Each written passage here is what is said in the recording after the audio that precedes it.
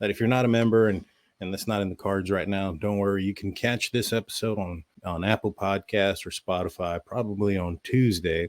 You don't want to miss it. It's not going to be aired on YouTube. It's only going to be aired on those other platforms. You can go check that out. And if you would do us a favor, go subscribe, go follow us there on those locations. If it's on Apple, give us a 5-star review. We'd appreciate that. I'm looking forward to the actual evidence used in trial. Maybe we'll get to hear the 911 call as well.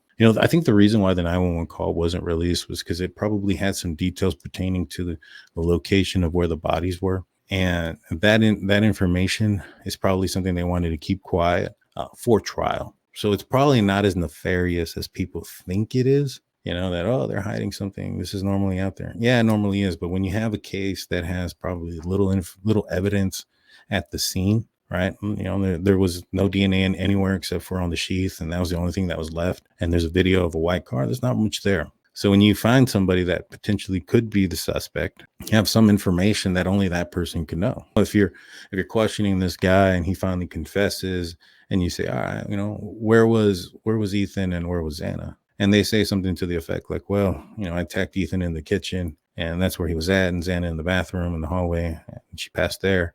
Well, we know they're lying. Either they're still trying to elude the investigation or they really don't know anything about it. I think that's the reason why the 911 call has been out. Why do you think the defense wants the best of the best in genetic DNA? I would think they would want somebody sucky. These DNA places that they're purchasing, that's the key thing, right? They're not getting them. They're not being assigned them. These are people that they're purchasing. So when you purchase a private lab company, most of the time they're going to not go away from those that are paying them. I mean, if you did, then you really wouldn't be asked to, be paid to do it again. Now, it's not necessarily lying. It's just saying, hey, can you find something that is a loophole or something of that nature that could explain this and explain that? You know what I mean? It doesn't necessarily mean that the most logical explanation isn't the right explanation. It's just their job is to come up with something that could offset what the state is doing. So in that situation, yeah, you probably want to hire the best of the best, give them the money because they can come up with something. I mean, so you'll have, like, for instance, defense attorneys, right? And they'll hire ex-police officers to go through paperwork and things like that, go through crime scene and try to find anything that's wrong, right? Something that's not admissible, something that was done improperly or whatnot. And you use an ex-police officer because they're experienced, they know what they're looking for. And so you would look for the best because they would know where a mistake could be made, if one could be made. You know what I mean? I hope that all makes sense. How you going to do that if they only got him through the IGG?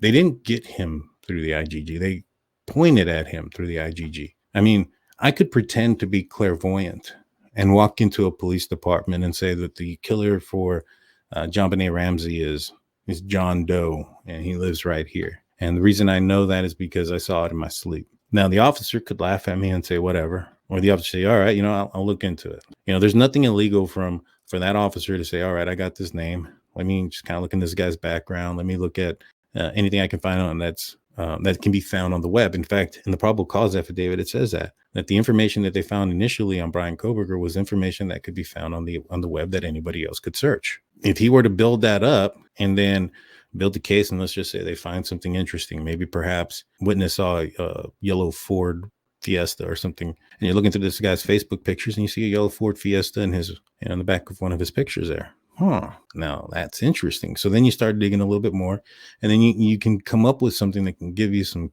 hard, concrete evidence. If you can come up with enough circumstantial evidence, because again, to get a warrant, you don't need, beyond reasonable doubt. You just need circumstantial evidence enough to say to a judge that more than likely there would be evidence pertaining to the case there. And so you go get these warrants, and then you get this concrete, information here and this evidence there. And the next thing you know, you build your case. Now, when it comes down to trial, the officer can say, hey, I got his name from somebody who came into the office and said that they saw this person in their sleep, but I'm not using that person's word against them. That person isn't on trial saying I saw this person commit this crime while I slept. None of those things is not admissible in court.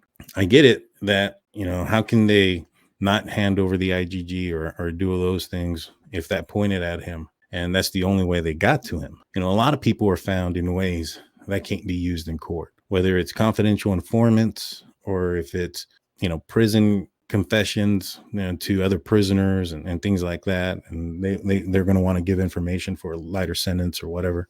They don't just take their word for fact. There's got to be some sort of evidence to corroborate it. If that's not there, like for instance, if you had a crime like this, we know that the crime didn't occur until 4:20. Let's just say it was cold, and they never told us, they never released the 911 tape, and we only know that the bodies were on the second floor and the third floor. And then you have this guy, prison guy, come up and say, hey, I was in a cell with this guy who said he committed that crime.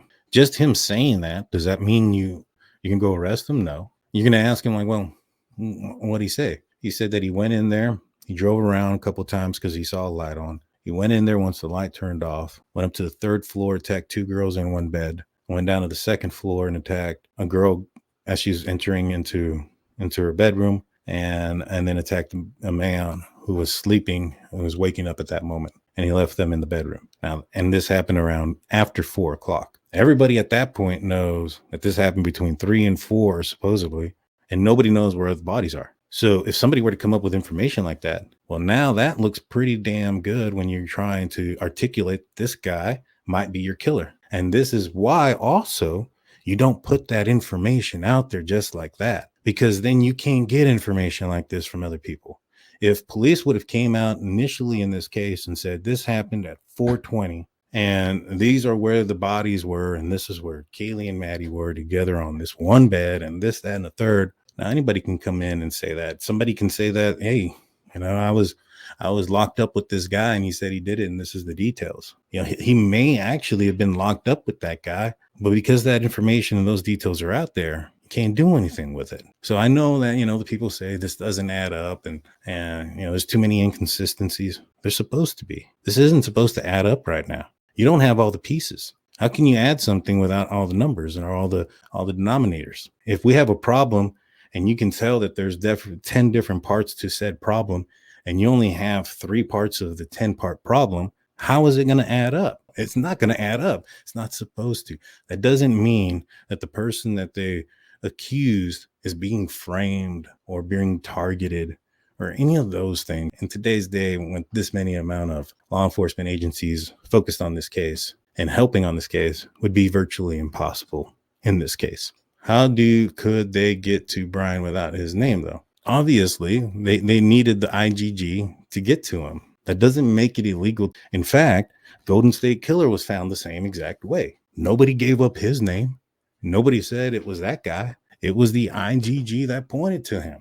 And it led to a conviction. There is precedent on the IGG being used. There's precedent on that being used as a conviction and its strength and its credibility. Just because it hadn't been done in Idaho yet, and they're having to go through this process in Idaho, doesn't mean it hasn't been done at all. Well, it's been done a few times. But that's all I got today, guys. I appreciate everybody. I hope you guys have a safe weekend or had a safe weekend. I'll be back tomorrow. We'll do a phone call show. I appreciate you guys. You guys are fun to talk to. You have a good night. Peace.